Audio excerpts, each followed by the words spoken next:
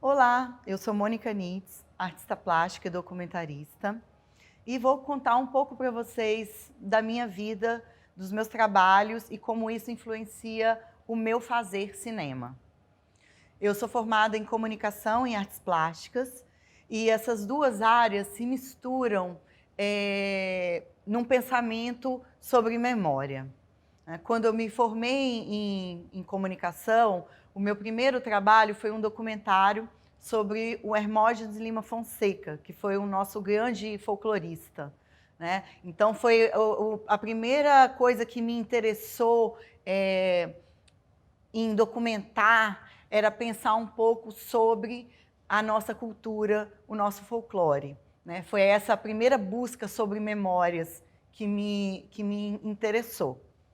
Depois, com as artes, eu acho que estudar artes plásticas foi muito importante para trazer para a minha comunicação linguagem poética, né? Um outro olhar sensível, subjetivo, sobre aquilo que eu gostaria de falar. Então, eu comecei a desenvolver um trabalho que é de pintura, mas também é de performance, também é falar sobre memória, que é o trabalho de pintura de ação. Na pintura de ação eu uso uma tinta muito fluida, que é o nanquim. Eu trabalho com a manobra dessa tinta na gravidade, com o movimento do corpo, com o sopro, e esse trabalho fala de memória. É muito importante para mim registrar esses processos criativos e levar eles para um outro lugar, que é as redes sociais. Fazer com que esse trabalho de pintura de ação alcance outras pessoas através das redes. Hoje, todos nós somos um canal, todos nós produzimos algum conteúdo, não só absorvemos imagens do mundo, lemos imagens do mundo, mas também criamos a nossa curadoria, né? Quando eu comecei comunicação, a gente dependia de uma grande rede de TV se interessar pelo nosso trabalho para poder mostrar isso para alguém. Hoje, qualquer um de nós pode mostrar o seu próprio trabalho e criar comunicações com o mundo através das redes. E isso é uma coisa muito importante.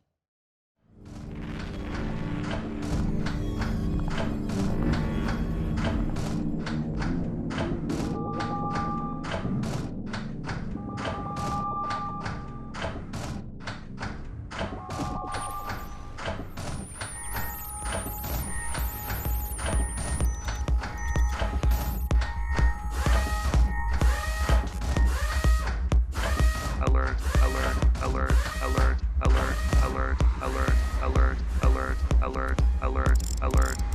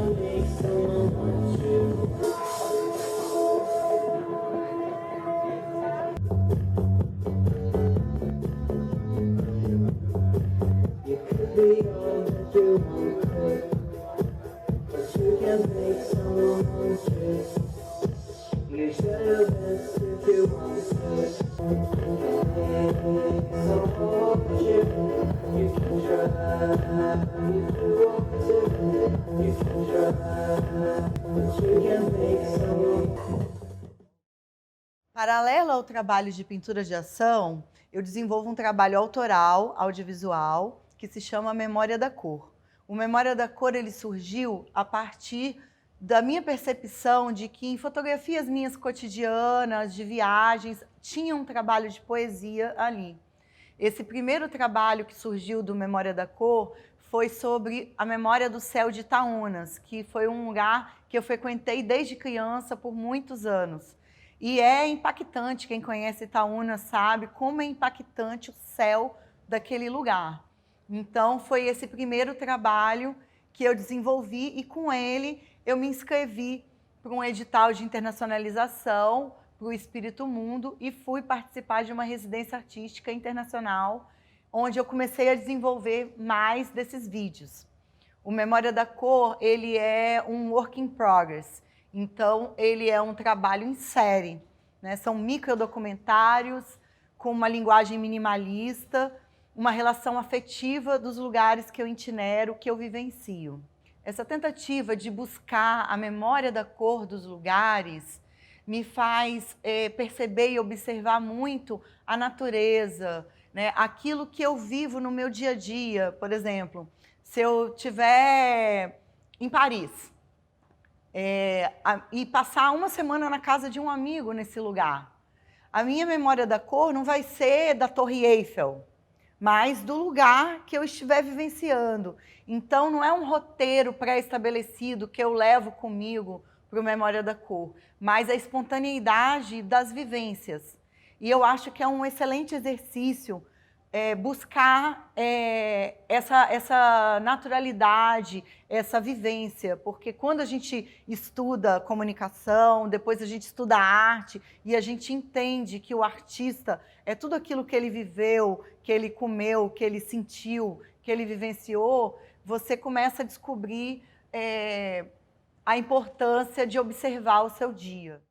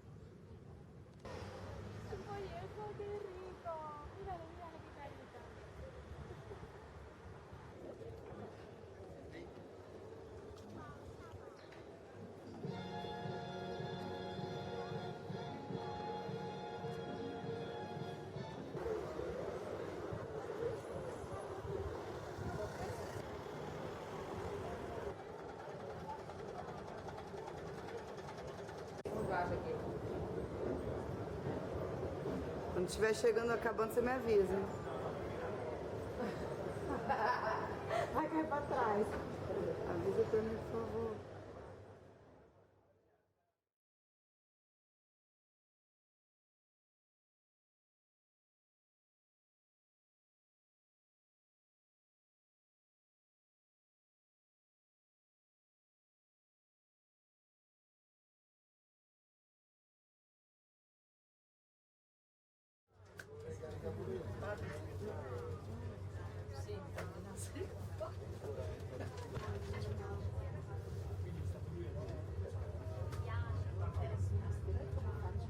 Ma a parte il prezzo com'è con la macchina? Che valeva la pena andare a vedere.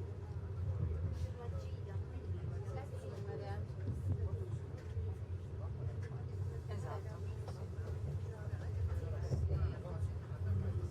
No, io già il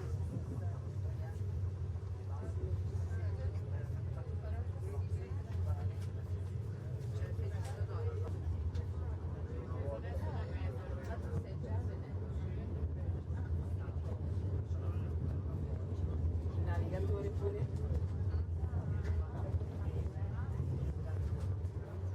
Sono 4. A meno che adesso. Anche secondo me.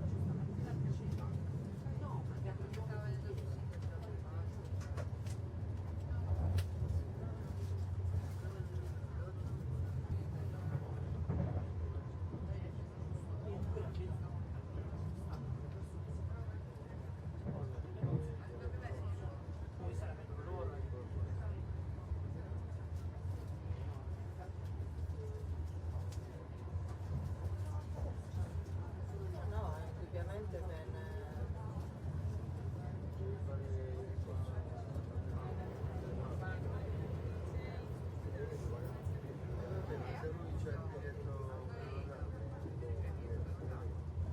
Sì, sì.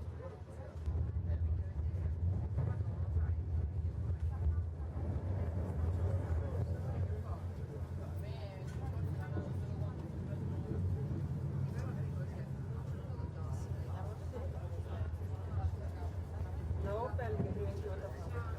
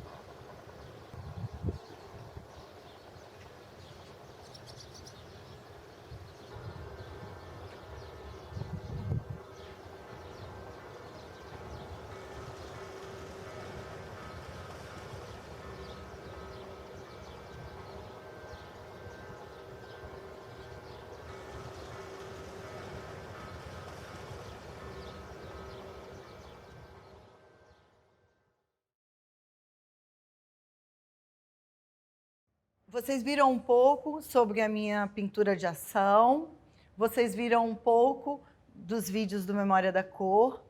E eu gostaria de dizer que as redes sociais hoje têm um papel muito importante na construção de trabalhos mesmo, né? Você pode começar a desenvolver uma pesquisa, criar uma página no seu Insta que vai se tornar um depositório daquilo que você está pesquisando, que você está estudando, né? Você pode buscar novas referências de pesquisa de pessoas que estão fazendo as mesmas coisas que vocês nessas redes. E, inclusive, você pode criar parceiros possíveis nesse compartilhamento de informações. Eu chamei essa primeira aula de imersão dos sentidos na criação de memórias porque eu acho muito importante pensar no nosso processo criativo, no nosso cotidiano, no nosso dia a dia. Aquilo que se destaca como poesia, aquilo que se destaca na nossa atenção, nas coisas pequenas, nos detalhes, né? Talvez seja a partir deste ponto que a gente busque entender melhor o que a gente vê, como a gente vê, para que isso possa nos levar à criação de algumas ideias e de memórias interessantes num trabalho audiovisual. Pensando sobre o olhar, me faz lembrar de um documentário que eu acho muito especial, que se chama Janela da Alma. É um documentário que fala sobre problemas de visão, pontos de vista, e cria todo um círculo em torno do assunto do olhar, que nos leva também a pensar no nosso próprio olhar sobre muitas coisas, sobre nós mesmos, sobre o mundo, sobre o que a gente imagina sobre as coisas. Porque cada pessoa tem um ponto de vista, tem um olhar, e o mundo, essa realidade, ela não é una, ela é múltipla. E saber disso, ter consciência disso, pode nos abrir espaço para novas possibilidades de entender o mundo.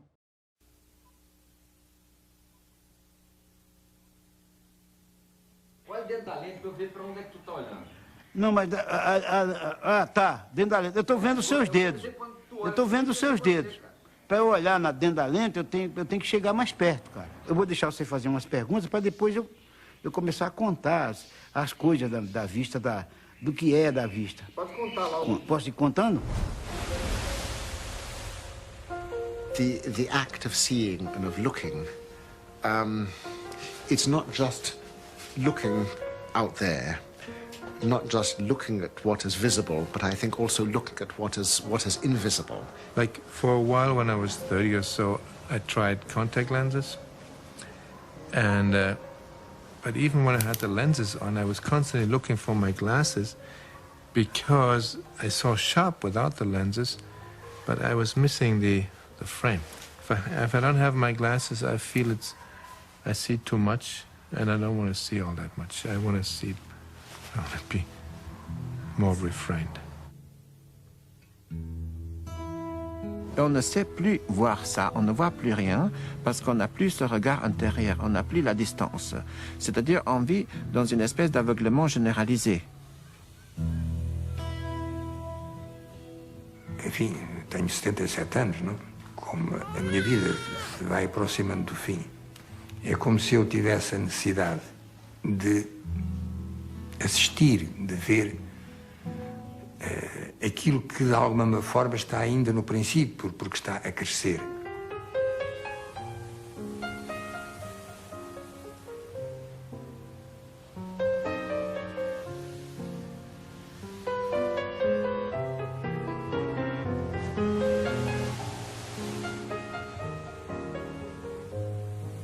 And people smile because it's funny in a way, you know.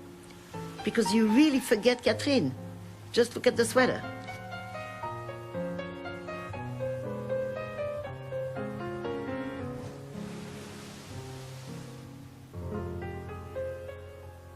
A minha vista, uma faz assim, outra faz assim. Eu estou vendo ela. Agora, se ela se mexer ali, eu estou vendo tudo. Que vista rica, eu estou vendo vocês de uma vez.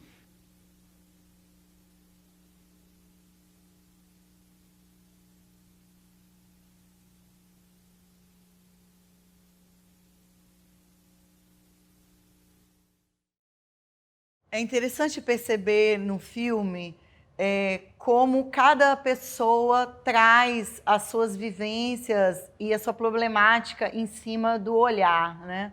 Quando a gente vê o Wim Wenders falando que para ele é mais interessante ter um olhar dirigido, né, o frame do próprio óculos, em vez desse olhar amplo, né, de quem não tem nenhum tipo de limite, é muito interessante, né?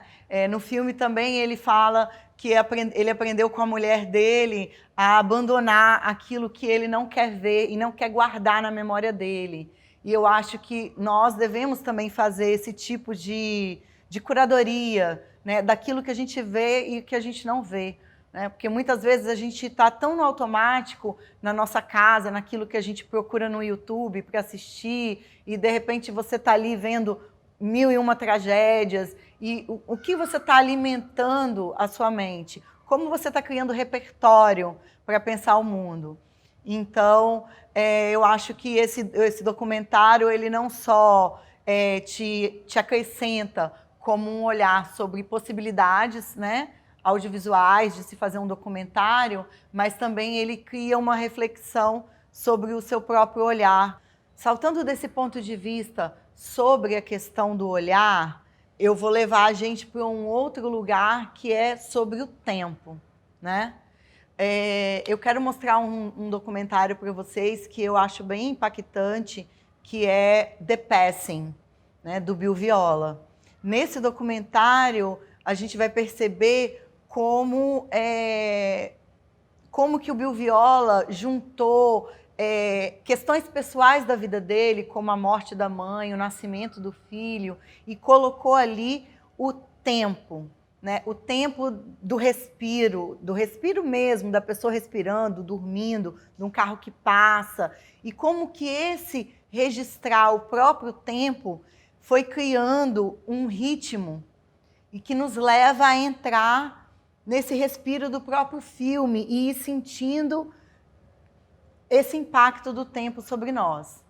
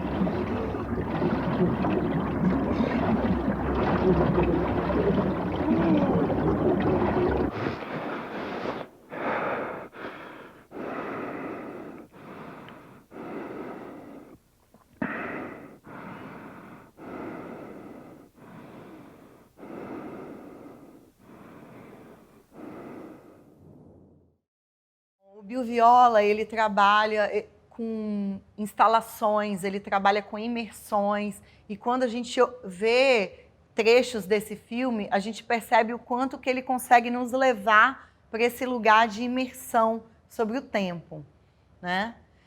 Agora eu vou conduzir o nosso olhar nesse primeiro pedaço da oficina, que eu estou tentando trazer essa sensibilização sobre o olhar, sobre a questão do tempo.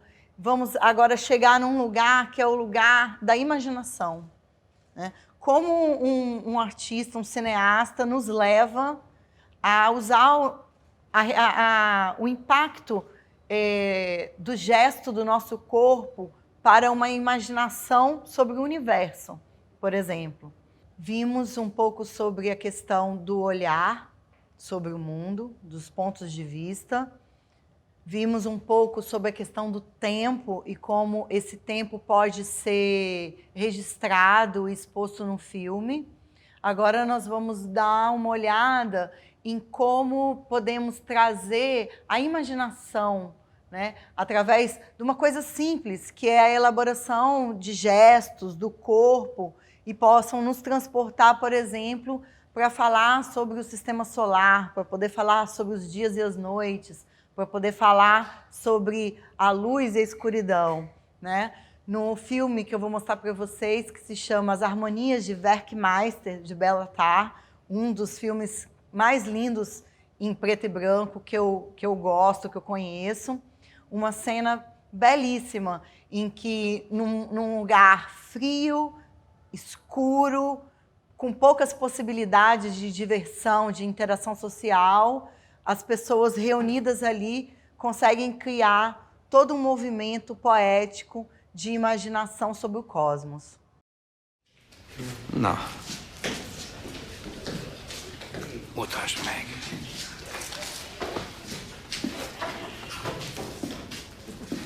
Emberek, csináljuk meg kis helyet, hogy a Valuska bemutassa!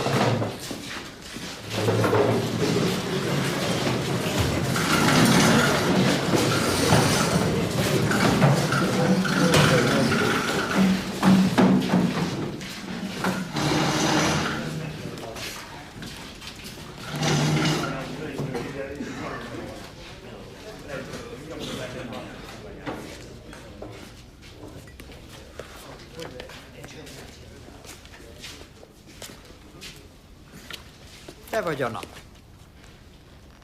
A nap nem mozog, csak így csinál.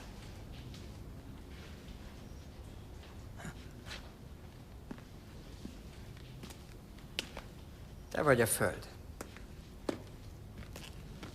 A Föld először ideál, és aztán forogni kezd a nap körül.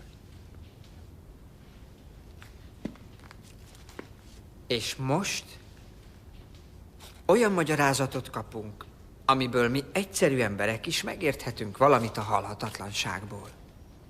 Azt kérem csak, hogy velem együtt lépjenek ki egy határtalan térbe, ahol az állandóság, a nyugalom és a béke, a végtelen üresség az Úr. És képzeljék csak el, hogy itt ebben a végtelen zengő csendben mindenfelé áthatolhatatlan sötétség van. Itt egyelőre még csak az általános mozgást észleljük. És eleinte észre sem vesszük, milyen rendkívüli események szemtanúi vagyunk.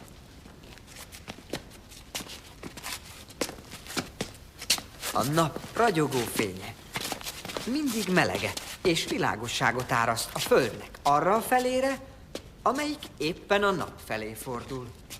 És mi itt állunk a tündöklésben.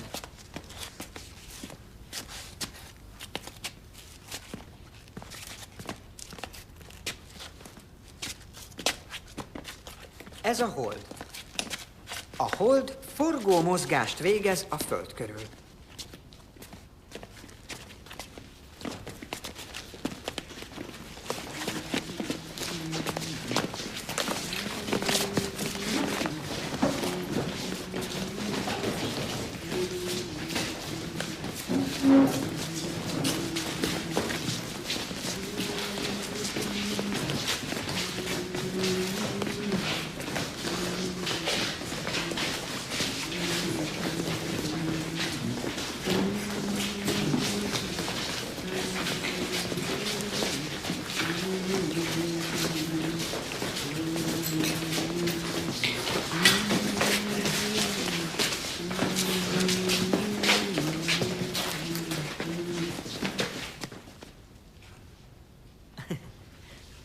mi történik? Azt látjuk hirtelen, hogy a hold korongja a nap lángoló gömbjét behorpasztja, és a horpadás, a sötét árnyék egyre nő és nő. És ahogy egyre jobban eltakarja, a napból lassan már csak egy keskeny sarló marad. Egy vakító sarló. És a következő percben mondjuk, hogy déli 1 órakor egyszeriben drámai fordulat áll be. E pillanatban a levegő váratlanul lehűl. Érzik már? Az ég beborul, egészen besötétedik. Felvonyítanak a kutyák, meglapul a nyúl, fut a szarvascsorda, fut, riadtan menekül, és ebbe a félelmetes és felfoghatatlan alkonyatban még a madarak is megzavarodnak, és a fészkükre szállnak riadtan. És akkor néma csend.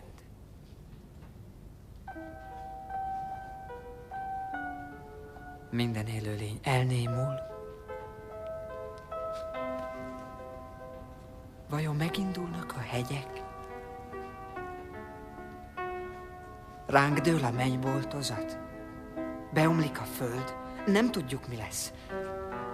Nem tudjuk, mi lesz, mert beállt a teljes napfogyatkozás.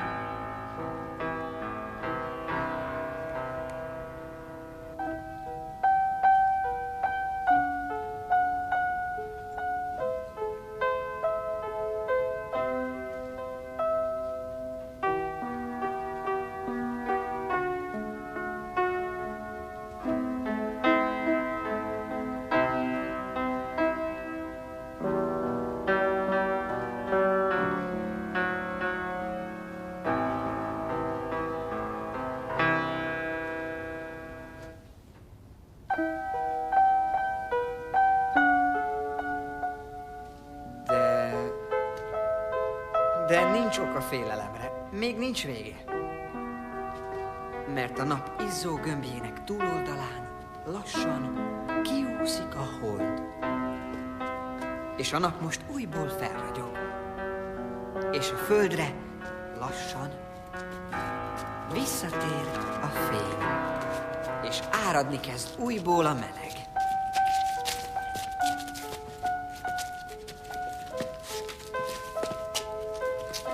És mindenkit megindultság fog el, hogy felszabadul a sötétség súlya alól.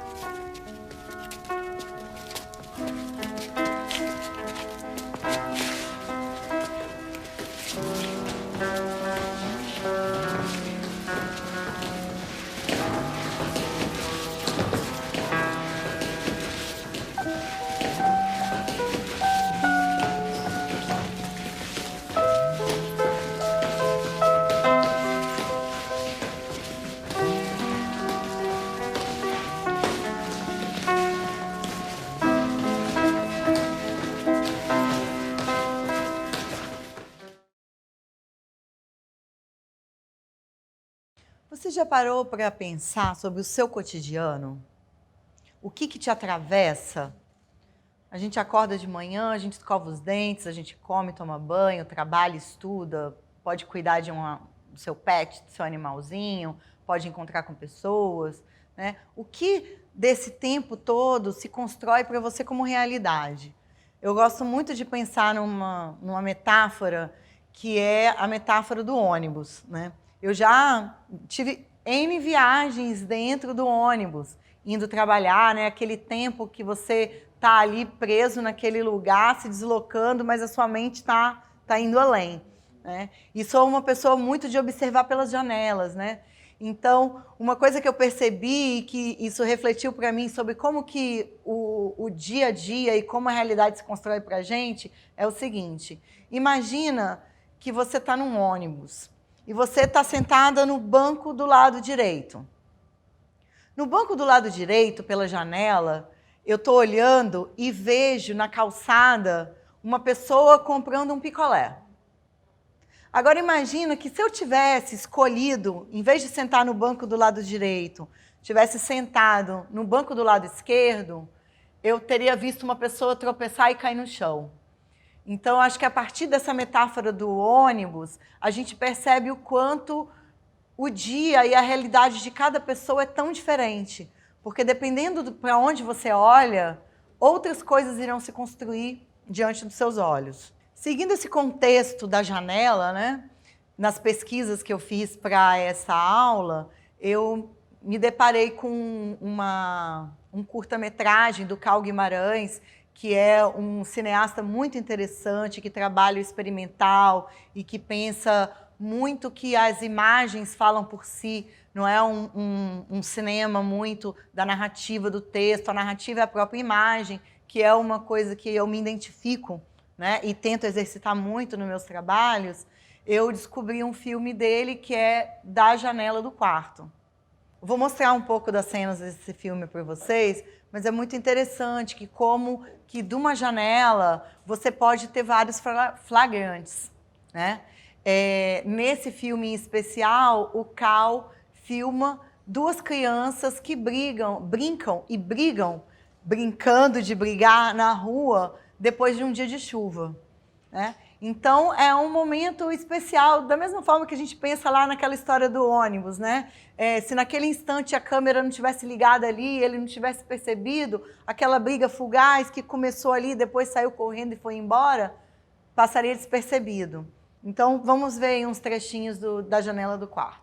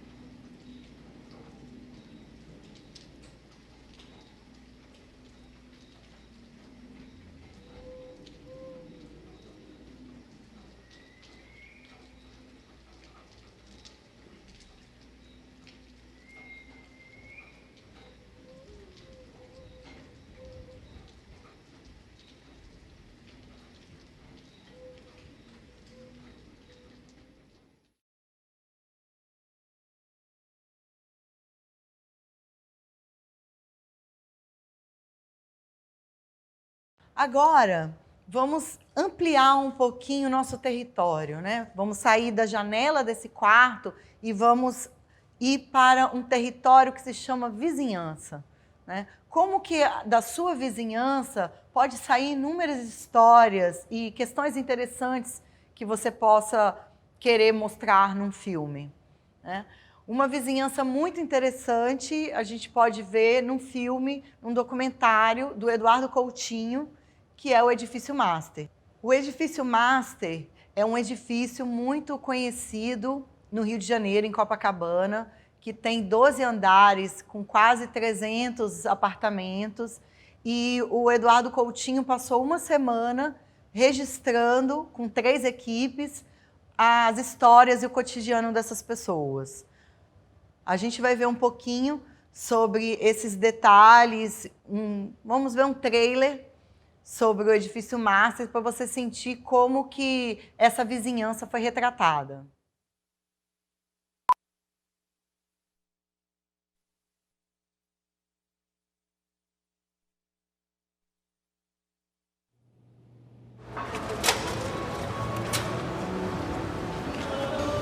Um edifício em Copacabana. 12 andares. 276 apartamentos conjugados. Uns 500 moradores. Com 3 equipes, filmamos a vida do prédio durante uma semana.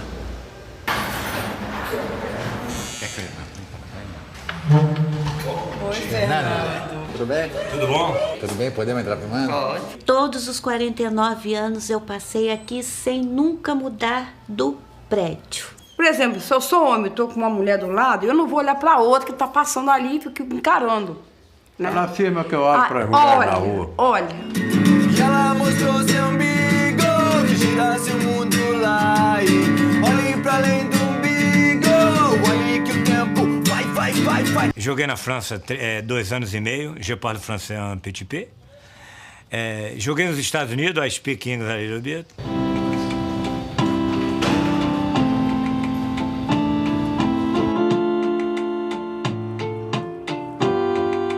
Eu uso muito Piaget. Quando não dá certo, eu parto pro Pinochet. Eu odiava isso aqui muito. E agora? Hoje é minha casa.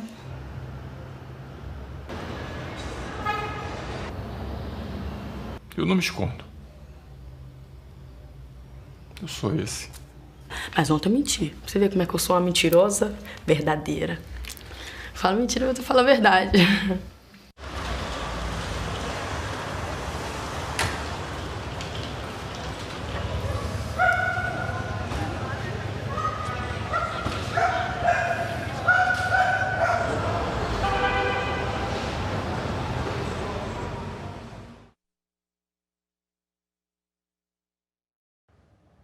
Só pelo trailer do Edifício Master, a gente percebe o quão rico é esse território da vizinhança, né? Porque cada ser humano vai trazer histórias únicas da sua vida para poder compartilhar conosco e, ao mesmo tempo, quantas outras vamos nós nos identificar, né? Então, a vizinhança é, sim, um grande território de possibilidades. Agora, quando a gente pensa em sair um pouquinho da nossa zona de conforto e adentrar o território do outro, né? Como que essa estranheza vai ser vai trazer essa riqueza para um documentário, vai gerar memórias improváveis dentro do território de memória do outro. Isso a gente pode ver no filme Rua de Mão Dupla, do Carl Guimarães. Né? E é muito interessante vocês verem como que ele também organizou isso no enquadramento, né? Porque ele faz um enquadramento duplo, ele coloca essas 2 realidades, uma ao lado da outra, e ele busca pessoas que vão trocar de casas uma com a outra. Então, eu vou para a casa de uma pessoa que eu nunca vi na vida, e essa pessoa vai para a minha casa e passa 24 horas dentro desse lugar. E essas impressões sobre um território desconhecido é que vai gerar essas memórias incríveis que a gente vai ver agora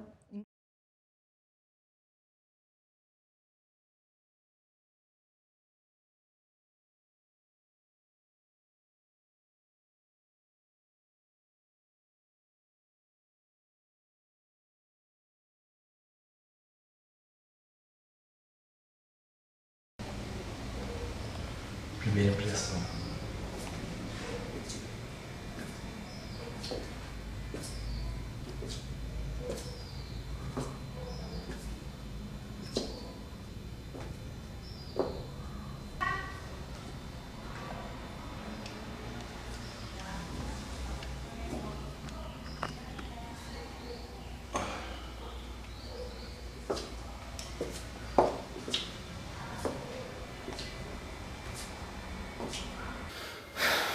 Bem, tô aqui desde ontem, a 1h da tarde. Primeira impressão foi de ser uma pessoa que gosta de coisas. A sensação é de estranhamento no começo, depois a gente vai se adaptando.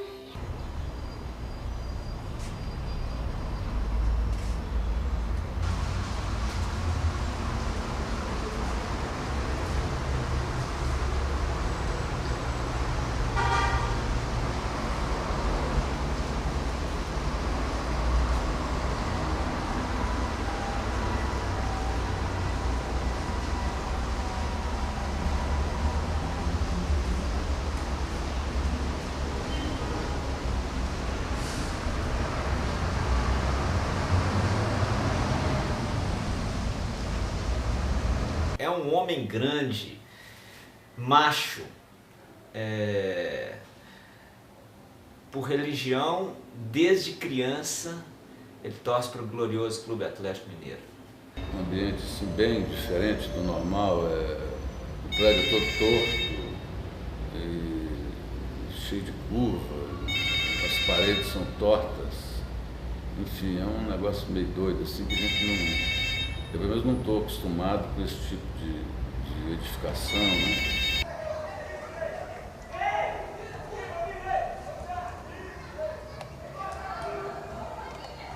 Isso parece uma calcinha. Quando eu entrei e eu vi essa coisa vermelha jogada no chão, eu pensei que fosse uma calcinha.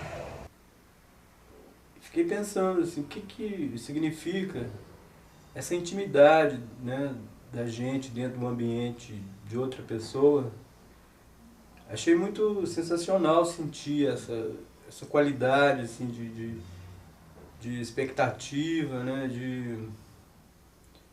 de tentativa de harmonizar o meu eu com o eu de outra pessoa que eu nem conheço, né.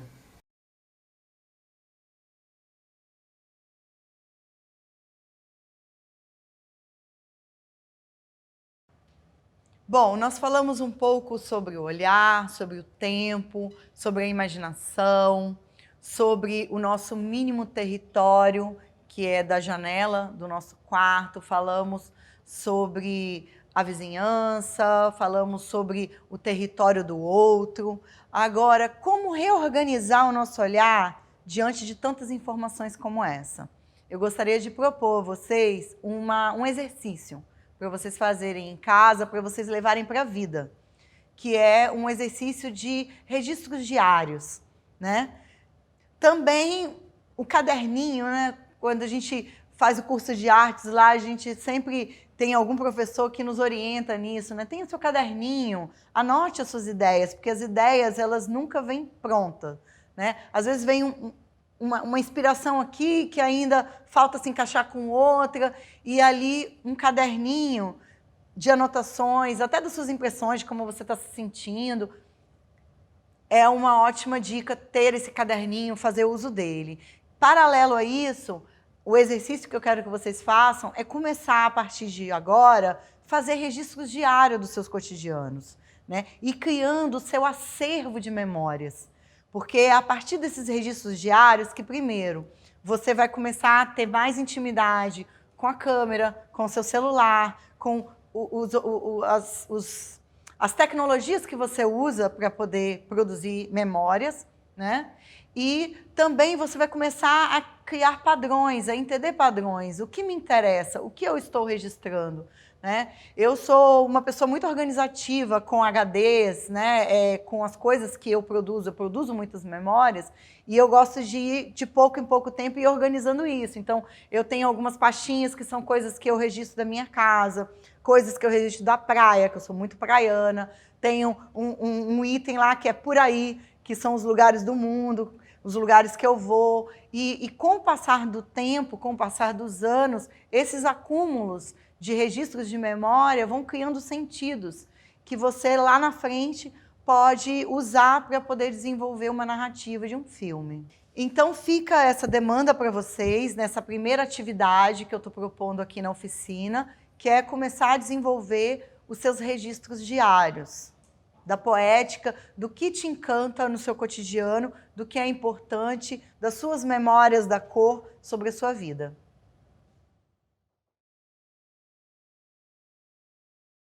Bom, sobre o que me interessa, né, eu dei essa demanda para vocês de buscar o que interessa para vocês nos seus registros diários. Nos meus registros diários, uma coisa que me interessa muito é o céu. Como eu falei para vocês sobre o céu de Itaúnas, esse céu ele me acompanha. Para onde eu vou, eu tenho essa atenção voltada para o céu. Então, quando eu fui para uma residência artística do Espírito Mundo, eu passei 4 meses na Europa, boa parte na Itália, o céu teve uma presença marcante nos meus trabalhos. Eu vou mostrar para vocês uma sequência desses microvídeos, que é o céu da lua cheia, o céu do arco-íris, o pôr do sol, um céu também... Ah, não.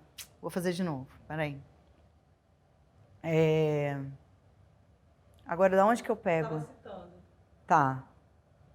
Eu quero mostrar para vocês um pouco dessas imagens, desses vídeos de céu, da Itália, e a presença, e o céu foi uma presença marcante nesses registros, nesses documentários do Memória da Cor. Então, nós temos o céu da lua cheia, nós temos o céu do arco-íris, nós temos o pôr do sol e outras magias que envolvem o olhar e registrar o céu.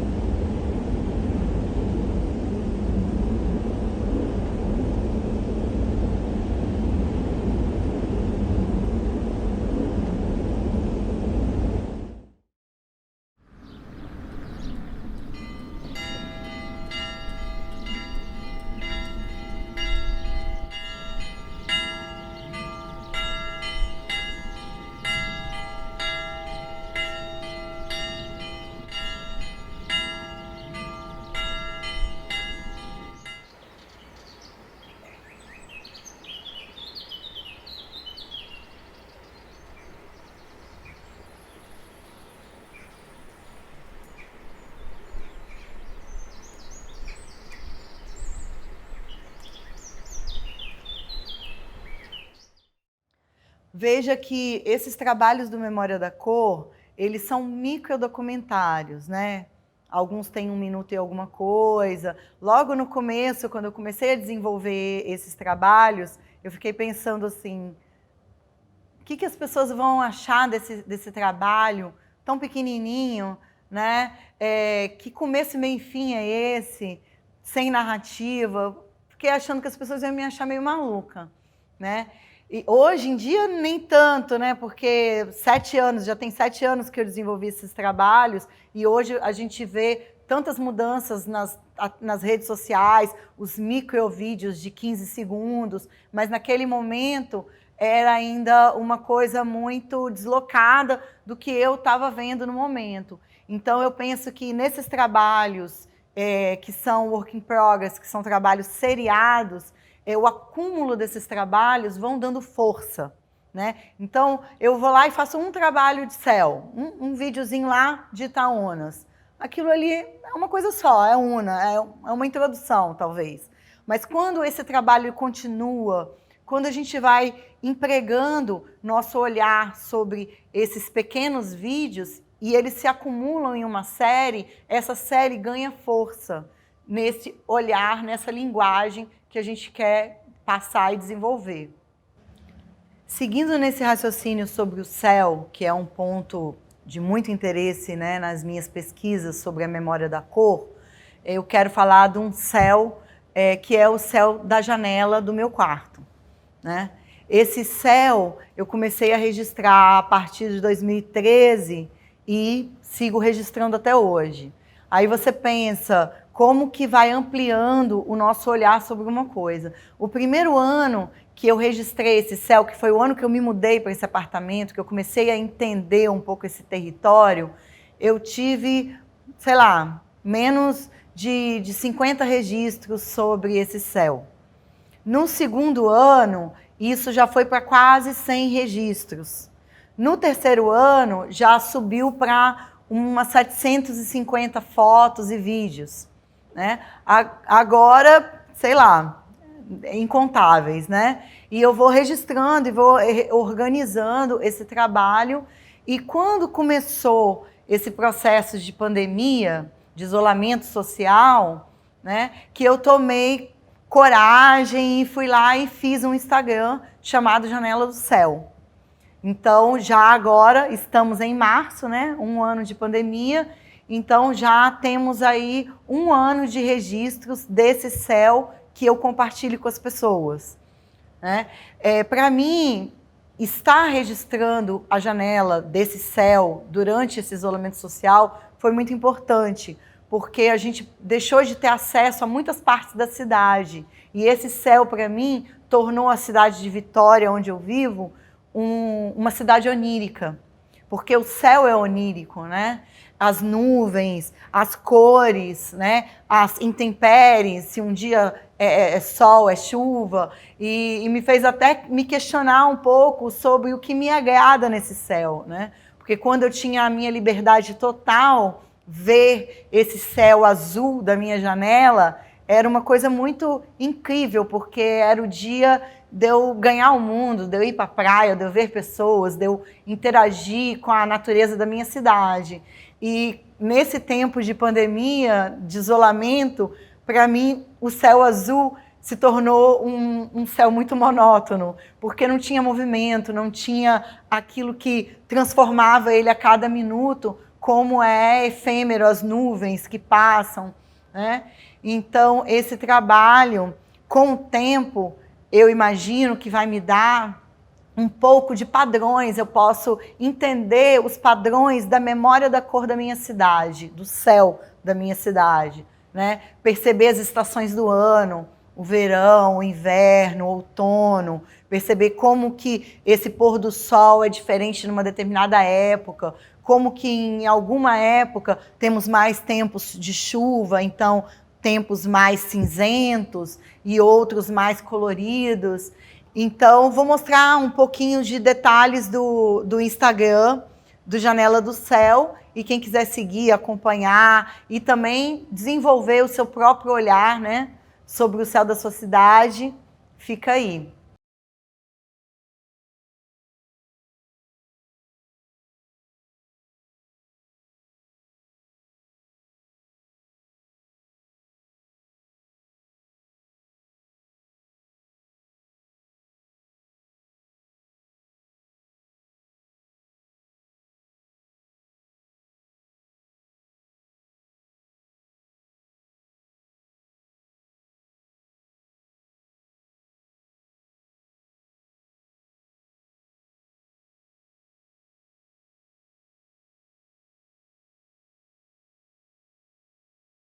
Bom, essa é a minha quarentena, né? Meu isolamento social. Eu não sei como que está sendo o isolamento social e a quarentena de vocês, mas tem uma frase que eu gosto muito, que é uma frase que te estimula ao improviso, que é: comece onde está, use o que você tem e faça o que você puder, né?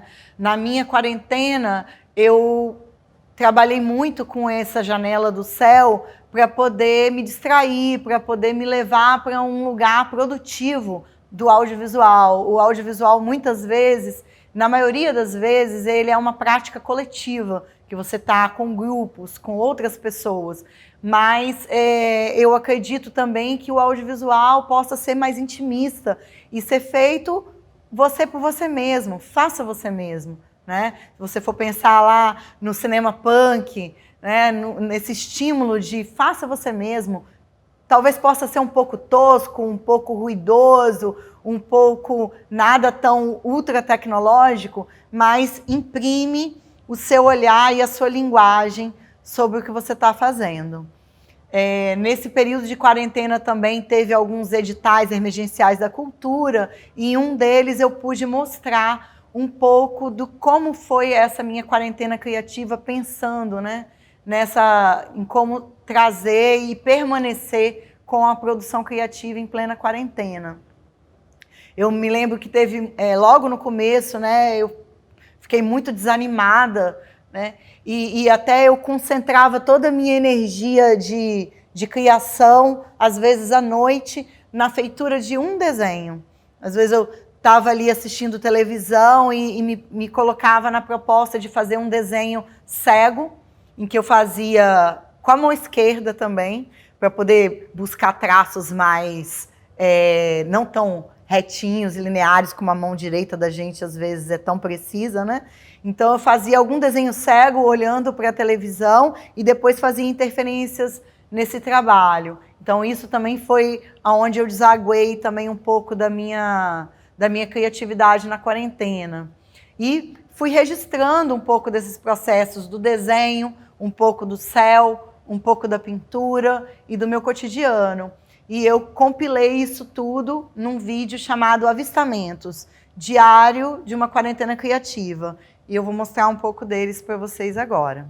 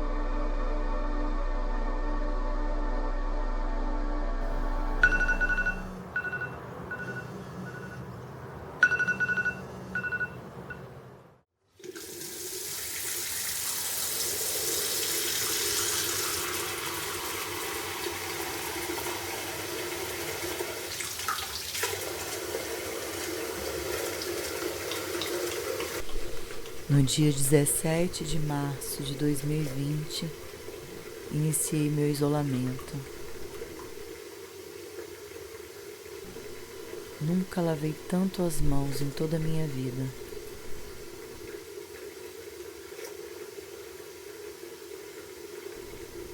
Esse gesto simples é a melhor ferramenta para essa guerra do invisível, a guerra contra o coronavírus. Logo no começo da quarentena, muitos dias acordei chorando com medo do que fosse acontecer.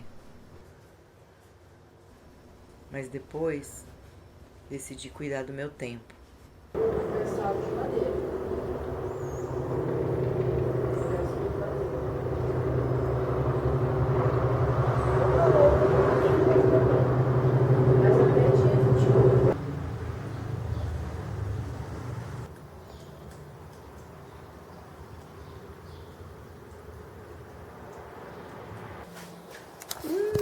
Vamos mexer no vilazinho?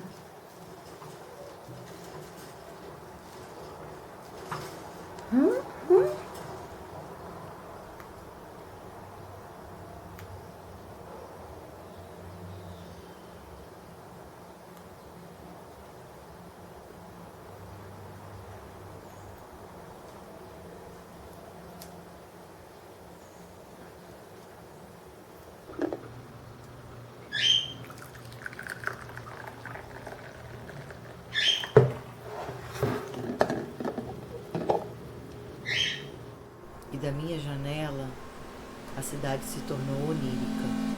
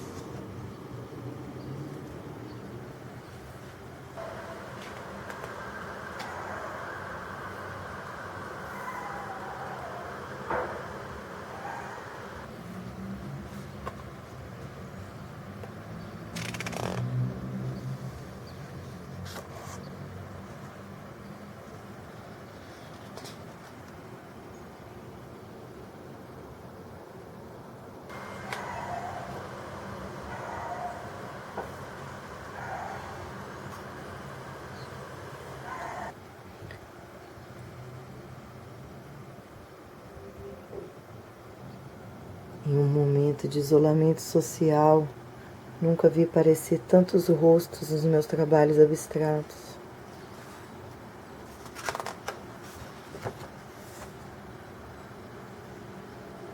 Vestígios de faces vistas na TV,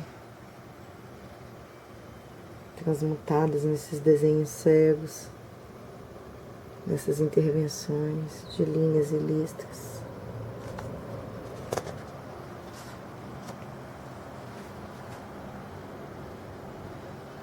Encontros possíveis entre uma página e outra.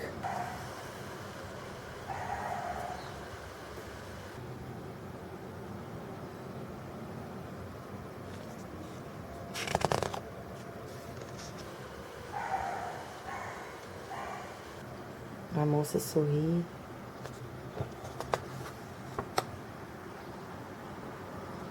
Um cara pensativo.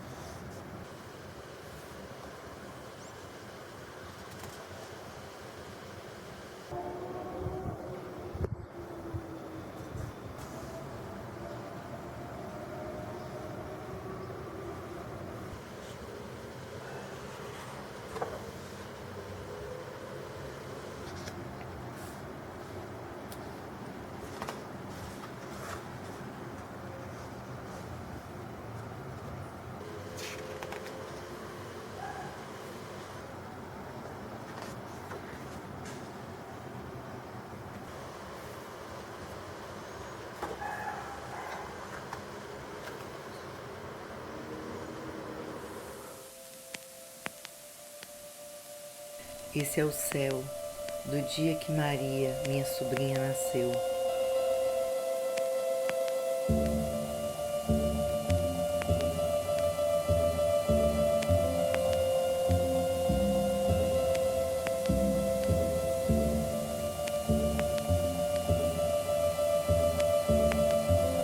Acesso meus HDs como um álbum de família e busco territórios possíveis de se explorar. Registro meu tempo, acesso memórias, vou a um país distante, chego até a praia e olho para o céu, sempre.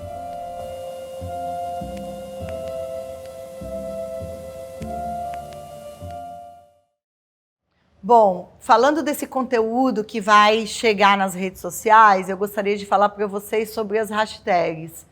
Então, as hashtags, eu percebo que quando eu uso as hashtags nos meus trabalhos de fotografias e vídeos no Instagram, em outros lugares, e uso as hashtags, elas são como pontes para o mundo, né? Eu percebo que pessoas de diversas partes compartilham, comentam e estão vendo o meu trabalho, né? E eu acho isso muito interessante. Para as hashtags, eu uso um aplicativo chamado Litag. Vou colocar aqui no vídeo, na barra do vídeo, para vocês saberem o nome.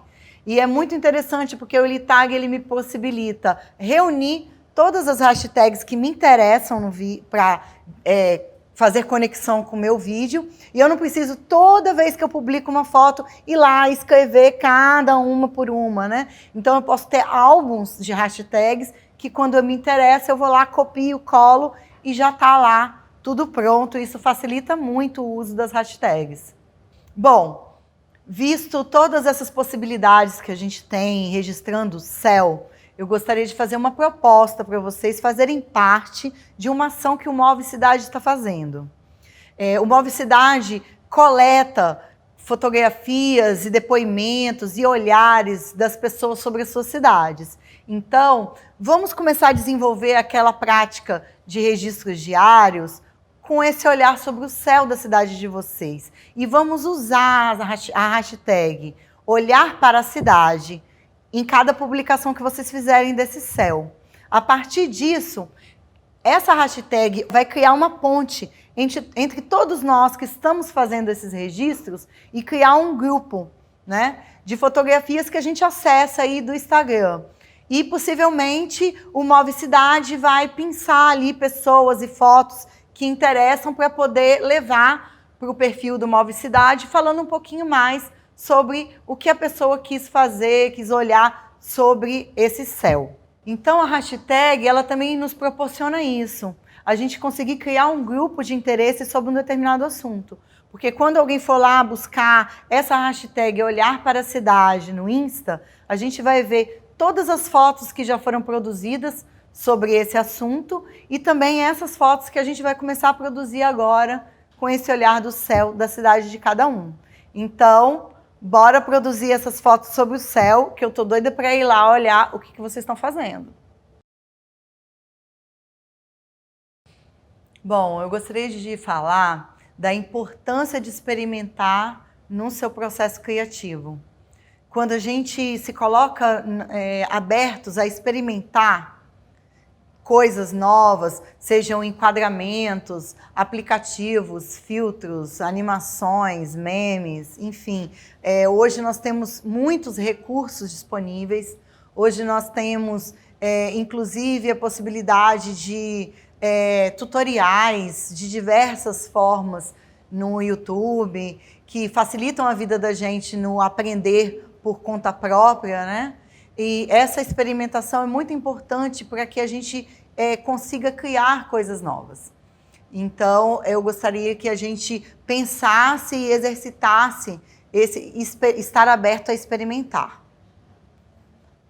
Dentro dessas experimentações, ainda pensando na questão da natureza, que me interessa bastante, eu gostaria de mostrar para vocês um artista que é o Andy Goldsworth, que trabalha e experimenta muito as suas relações com a natureza e ele usa a matéria-prima da natureza em seus trabalhos, né? E o acaso também, o encontro, a busca por esses materiais, essas relações íntimas que ele tem com esse território da natureza ao redor dele. E nos faz lembrar também sobre Lendarte, sobre outros recursos que não são tão óbvios nesse formato audiovisual. Então vamos ver uns pedaços, uns trechos dos documentários, porque o que eu quero dizer, na verdade, é o seguinte. O Andy Goldsworth, ele vai para a natureza, ele busca a matéria-prima da própria natureza para construir seus trabalhos, que são fugazes. Ele constrói esculturas que, de um dia para o outro, podem não existir, ou a natureza pode absorver elas de novo. Então ele trabalha com gelo, ele trabalha com as pedras, com as folhas, ele trabalha com as marés. E é muito interessante como esse trabalho acontece mesmo no registro dos processos que ele faz. E isso se torna um trabalho audiovisual que nos dá acesso a toda aquela natureza que a gente não alcançaria se tivesse que ir lá como espectador para ver, né? Então, o corpo, a performance, a ação com a natureza chega para nós através de um projeto, de um produto audiovisual. Vamos assistir.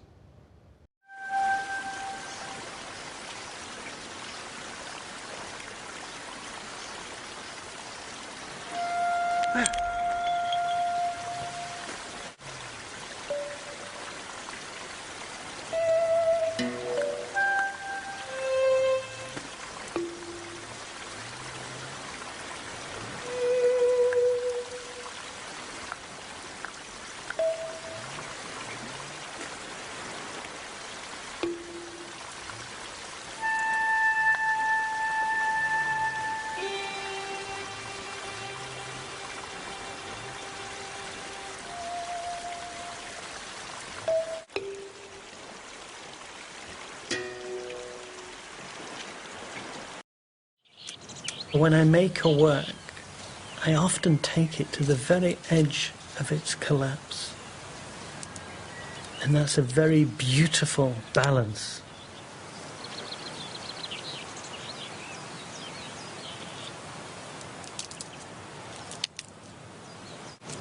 Oops.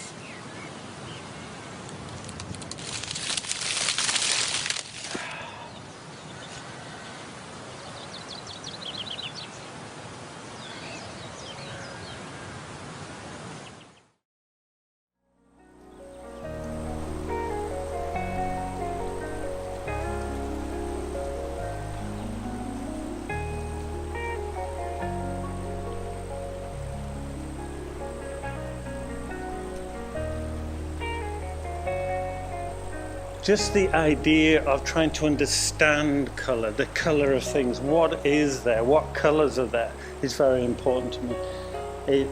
Just find the most intense red or the black or the yellow or the green and concentrate it into these patches. These are just examinations of what colours are there. Because I see the world in colour. I mean, black and white photographs look great, but the point about my art is that I learn through what I'm making. I go to nature not to impose things upon it, but to feed from it, to try and understand what is going on. And colour is a very important part of that, to try and understand the nature of colour, what colour means. Bom, uma grande referência de experimentação que existe no cinema se chama Peter Greenaway. Eu poderia fazer uma trilogia de aulas só falando sobre o que o Peter Greenaway desenvolveu. Ele é um cineasta, ele também é artista plástico, e ele pensa o cinema numa sala de cinema, ele pensa o cinema no teatro, ele pensa 1001 desdobramentos de enquadramentos, de montagens, de categorizações do mundo. Então, é uma dica que eu dou de busca, de pesquisa, para vocês pesquisarem o Peter Greenaway, porque ele tem muito, muito conteúdo. Esse trabalho que eu quero mostrar para vocês, que se chama Vertical Features, ele cria um impacto visual nesse enquadramento que ele faz da natureza, mas ressaltando elementos verticais. Então, pode ser uma árvore, uma configuração da árvore na natureza, pode ser um poste, pode ser uma cerca, e vocês percebam como essas imagens que ele compõe, misturadas com a trilha sonora, vão criando um impacto visual tão grande para a gente, né? Vamos ver aí um pouco do Vertical Features. Alimentados aí de todas essas experiências que nós passamos hoje e vimos e sentimos, né? Eu gostaria de convidar vocês a um outro exercício, que é praticar essas experimentações. Temos muitas ferramentas disponíveis nas redes sociais, na internet, aplicativos como CapCut, como TikTok, como o Reels do Instagram, entre outros que vocês, jovens, devem saber, devem cutucar ali, encontrar. Temos possibilidades incríveis de, por exemplo, fazer animações, né? Você pensa, um trabalho de animação é uma coisa tão complicada e demorada, e hoje um filtro te possibilita fazer um filme todo de animação, né? Eu gosto de fazer minhas experiências de animação. No meu celular eu tenho um aplicativo chamado Clip, que tem um filtro de história em quadrinhos que eu adoro, né? Lá no meu Instagram, muitas vezes a minha cara lá é de uma história em quadrinho. Eu adoro perceber como que fica a proporção de cores nas luzes, como que isso leva a gente para um outro ambiente, né? A animação ou os filtros. Possibilidades diversas.